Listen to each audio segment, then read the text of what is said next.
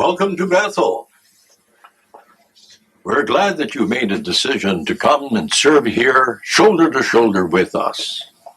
Really, Bethel, the house of God, is an awe-inspiring place.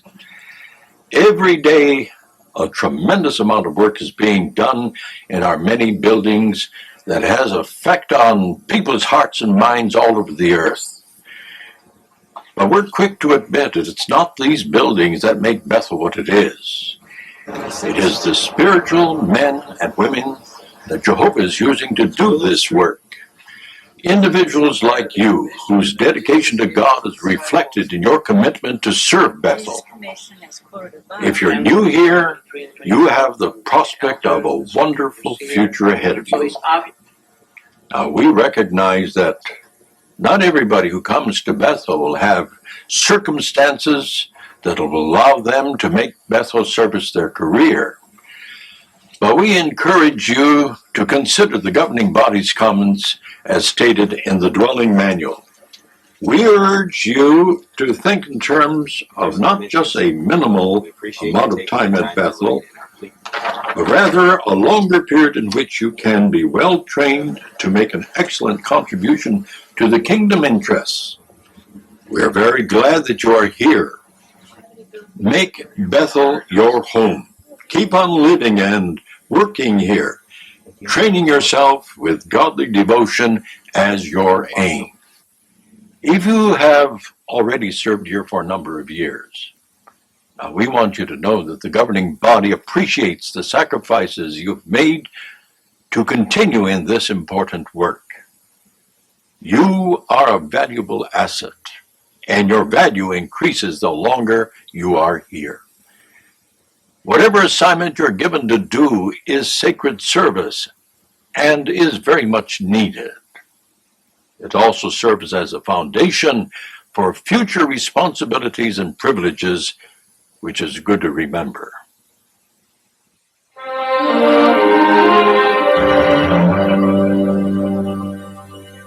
My job was mixing concrete, and I mixed and filled the wheelbarrows, and they never seemed to get enough. But we got the building up. And so there I was 15 years old at that time. When I first came, I worked in the composing room, locking up plates for the flatbed presses that printed the bound volumes. And then I went to the press room, worked on a battleship, the Watchtower in the Golden Age, and had the privilege of doing everything from cleaning toilets to presiding at the governing body. I've done a better job cleaning toilets than I did presiding at the governing body. I came here. I was a translator, and I was translating in Greek, in Spanish, and in English. We soon got acquainted with the brothers, the young brothers around here, all our age group, 20-year-olds. There was Carey Barber and Lyman Swingle and Arthur Worsley and Russell Curzon and Nathan Knorr and then Milton Henschel. So these were some of the brothers that we began to pal around with and get acquainted with Bethel life. I walked in and I was kind of heavy in those days. I weighed over 200 pounds. Brother Martins told Brother Knorr, who was his assistant, he says, I think he would do well in the bindery. And they took me down, put me on the packer. Later, they put me in the press room. I worked on flatbed presses there. Then a brother that was in the ink room left, and so they needed someone there. And I put me in the ink room, and I worked in the ink room. And altogether, I worked in the ink room about 25 years, I guess, altogether. Well, I started off in the bindery, stitching booklets. Brother told us to hurry up and get the covers on the booklets because Armageddon was coming. So we hurried up and got the covers on, and Armageddon hasn't got here yet. So. You see, I was working at the radio station, helping build it. And I just went down there to see the place. They invited me to say if I wanted to work there. I said I'd be willing to work there, but I wasn't baptized yet. They said, "We got a lot of work here. You're welcome." I said, "Well, I'm willing to work." I worked in the accounts department, and I made a mess of their statements one month, so they put me in the factory for a while. I worked on the cutter there, cutting paper, and then they put me in shipping, and I learned how to tie cotton ropes. Frankly, I didn't know what Bethel was before that. Had no idea. Only I had one idea, that I didn't like factories. And when they told me, invited me to come to Bethel to work in a factory, frankly, inside I resented it. The next day they took me to my place of work. It was the standing press in the bindery. We were soaking wet from morning to night. But when that job was through, we went home, and we always had a ball of a good time together, us young fellas.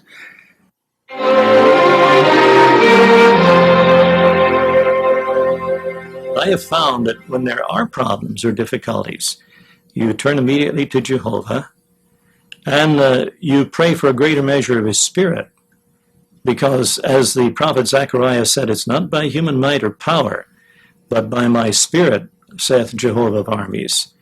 In those days, travel was slow, and I didn't go back for 11 years because, well, I was helping my sister.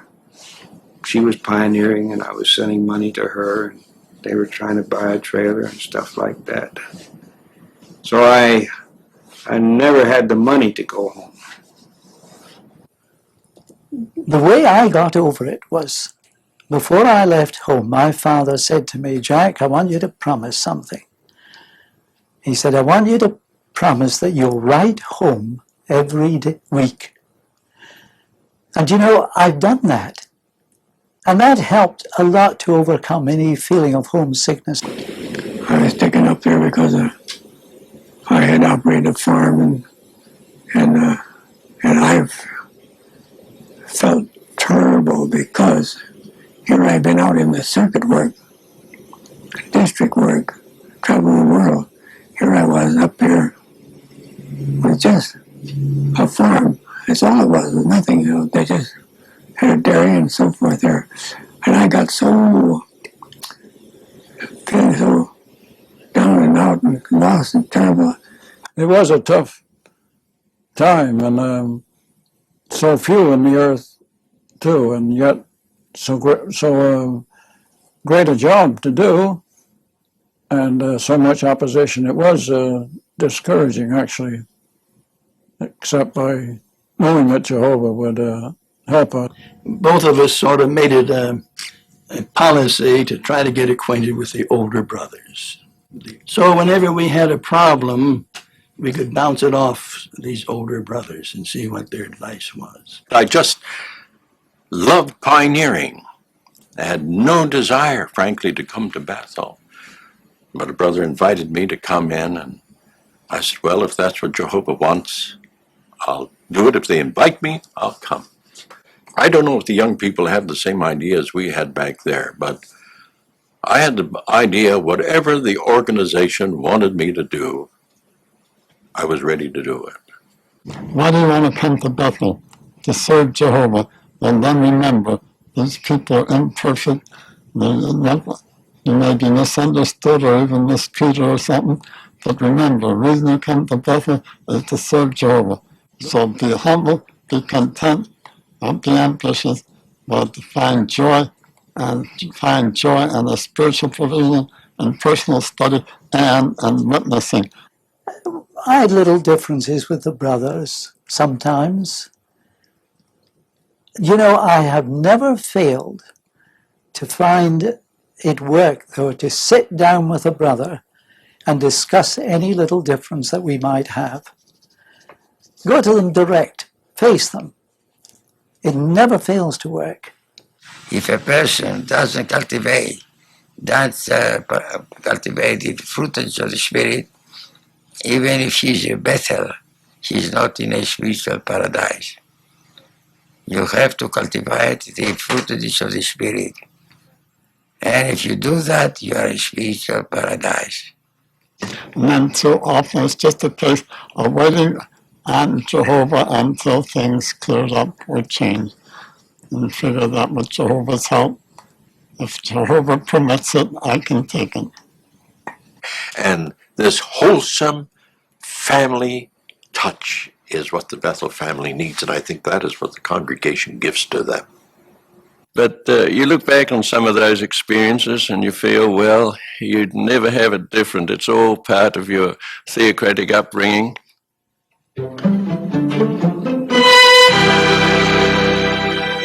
And coming to Bethel enables you to get a specialized education in the field of publication and publishing, and being educated in office handling and administration, and above all, have an education, a Bible education, to equip you to be a proper representative of Jehovah God wherever you're sent in the world. Really, Bethel enables us to give full expression to a life of godly devotion.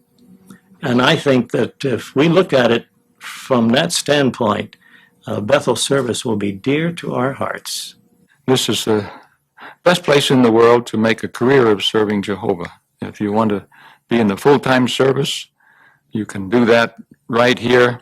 And everything is available to you. All kinds of extra things are enjoyed by us here. And I have thought many times, if I was out in Georgia pioneering with a sound car like I started out, well, I would never have all of those things, but that's spiritually strengthening, you see, and it makes you see the organization, because you hear from all these corners of the earth. To do it here from headquarters and having the pulse and feeling of headquarters, and being able to visit so many different branches, not just the branches out in the Orient, it really gives you a perception of the work that is just thrilling to have. Of course, I feel a benefit from being at Bethel because of my privileges of service, and from the standpoint of growing spiritually, getting better understanding of the truth, and getting closer to Jehovah, and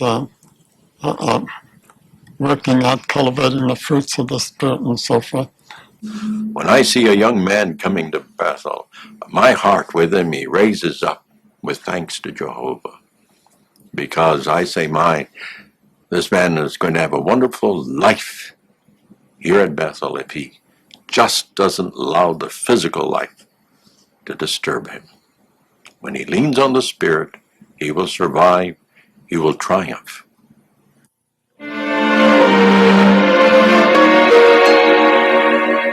I remember some brothers that I think when I was first in the factory, I saw them. They'd been here for maybe 15 years already, and they were on the cleaning crew. And 15 years more passed, they're still on the cleaning crew.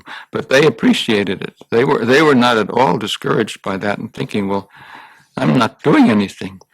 Because when you are keeping the place clean, you're keeping the family healthy. And when you keep the family healthy, the family produces books and magazines. This is why we appreciate all of the members of the Bethel family, because they're an essential part of the function of this organization. But you know which department impressed me the most? That was the cleaning department. When we got into those toilets and bathrooms, and the overseer of that department was instructing us on how to do things, the zeal that he showed indicated that to him that was the most important job in all of Bethel.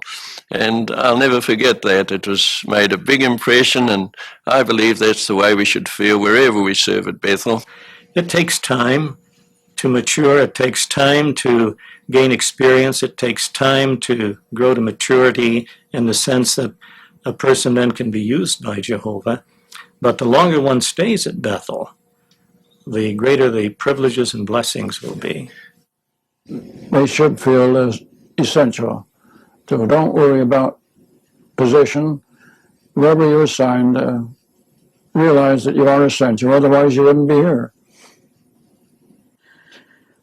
I would say without hesitation it's a tremendous loss if a brother who's been trained to do a job decides to leave Bethel. It may be necessary, but if at all possible, I would urge all of the brothers who have acquired skills in Bethel to remain.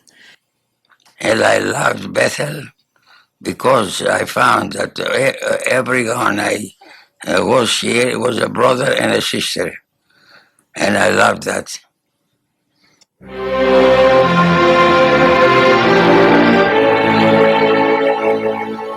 Sometimes we're too quick to want to leave, too quick to drop this precious treasure that is ours. I think it's an outstanding privilege to be in Bethel service, and if anybody can stay there all his life, that's a wonderful, wonderful thing. We all stay here and we love to do God's will. And when you do that, you are one of the happiest persons in the world.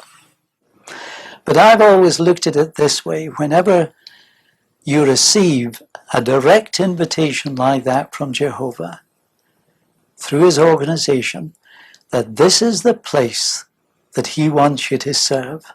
And I've never been disappointed. Because I put down on my original application that if I was allowed to come to Bethel, I'd stay here till I died. And I haven't died yet, so. Die with your boots on. No, I believe what I signed up there. Will you stay here until the Lord removes you? And that's a good attitude to take. And that's still my attitude, so I don't know how long. One of these days, I guess he'll say, well, you've served your useful purposes around here, now go and get out of the way. Make room for younger blood to take your place. You can appreciate that there's nothing here on this earth to compare with God's organization. There's never been anything, even back in Bible times, to compare with what Jehovah has now and what he's doing now. That this is the greatest privilege anybody could have on earth, to be serving full-time at the headquarters of Jehovah's organization on earth. The bottom line is that as far as Bethel's concerned, it's all a part of Jehovah's arrangement.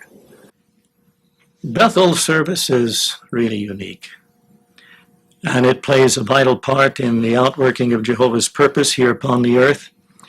So anyone who has the privilege of serving here at Bethel should esteem that very highly. I love to stay in Bethel. Bethel is the best place under the sun. If people go out from here and take up something else, well, they're not benefiting themselves any. This is the highest privilege we can have. I know time and again those that left afterwards said they wished they could come back. You really feel a very close part that you're in the courtyards of Jehovah's organization. It's a great spiritual temple. And to compare it with what you might be doing outside in other places, there's no comparison. It's just marvelous. It's a wonderful place to be in.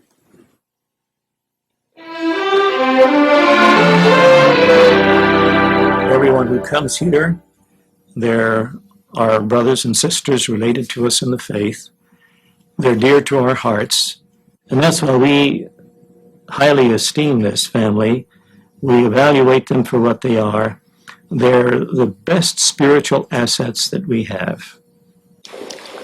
The Bethel family here and worldwide is a marvelous arrangement of devoted people.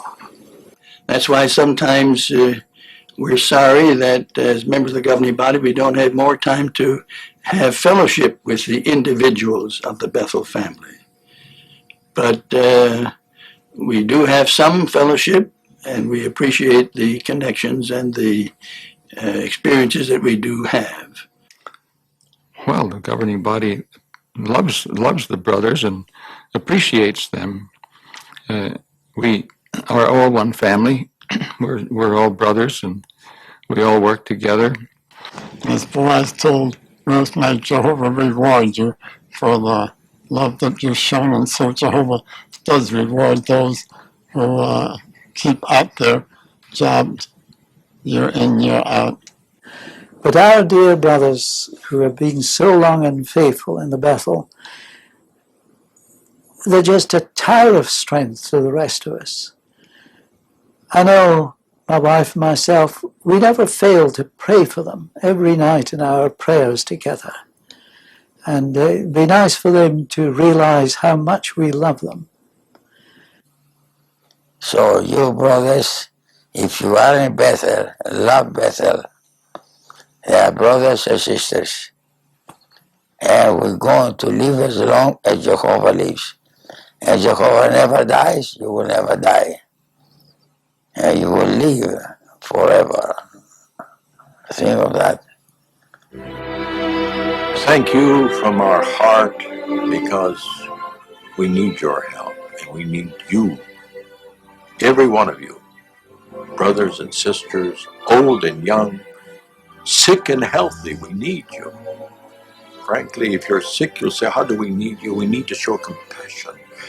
We need to learn long-suffering and tender-heartedness. And we can't learn this unless we have these things to bring out from us what we are inside. That is how Jehovah is changing our personalities into the image and likeness of Christ. And so, brothers, we love you all, and we love you very much. And if we in any way, any one of us in the governing body or in the personnel committee can be of help, please come and see us. And we'll do our very best to assist and help you to not only stay here, but to enjoy life and to praise Jehovah as we want you to praise Him.